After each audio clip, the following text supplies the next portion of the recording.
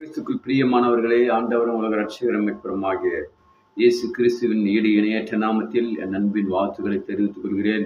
கர்த்தர் ரொம்ப ரொம்ப நல்லவர். நேற்றும் இன்றும் என்றும் எப்போதும் மாறாதவராய் இருக்கிறார். வானத்தை பூமியை உண்டாக்கின கர்த்தரிடத்திலிருந்து ஒத்தாசை வந்து கொண்டு இருக்கிறது. ஆமென். ஹல்லேலூயா. தொடர்ந்து கர்த்தருடைய வார்த்தையை மனிதன வாழ்க்கையில அவருடைய வார்த்தையில நாம் நிலைத்திருப்போமானால் நாம் செய்கிற அநேக காரியத்தை தேவன் பாக்கி செய்ய அவர் போதுமானவராக இருக்கிறார். ஆமென். ஹல்லேலூயா. சங்கீதம் 37 வாசிக்கும் போது கர்த்தரை நம்பிக்கை அவரை கர்த்தரிடத்தில் மனமகிழ்ச்சியாயிரு, அவர் உன் இருதயத்தின் ஏக்கங்களை உனக்கு அருள் செய்கிற தேவனாய் காணப்படுகிறார். என் கண்மான தேவ ஜனமே, அநேக காரியத்தை நாம் நம்பி அநேக காரியத்திலே செய்து கொண்டிருக்கிறோம். ஆனாலும் தேவ ஆவியானவர் கரம் நம்மோடு கூட இருக்கும்போது அந்த காரியங்களை அவர் வாய்க்கு செய்ய அவர் போதுமானவராக, அதை நிறைவேற்ற அவர் போதுமானவராக இருக்கிறார்.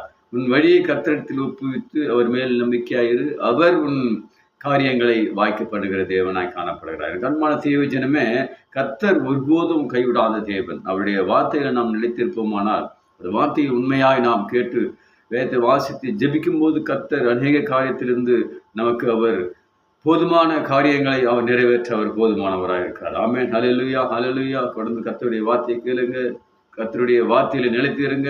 கர்த்தர் ஒருபோதும் அவர் கைவிடாத தேவன். அவர் வானத்தை பூமி உண்டாக்கி அதில் எல்லாவித காரியத்தையும் உண்டாக்கி தேவ ஆவியானவர் கரம் இன்றும் நம்மை வழிநடத்தி கொண்டு இருக்கிறது என்பதை நாம் விசுவாசத்தோடு அவருடைய வார்த்தையில் நிலைத்திருப்போமானால் கர்த்தர் பெரிய காரியங்களை செய்ய போதுமானவர்கள். God bless you. கர்த்தர் உங்களை ஆசீர்வதிப்பாராக. ஆமென். ஆமென். ஆமென்.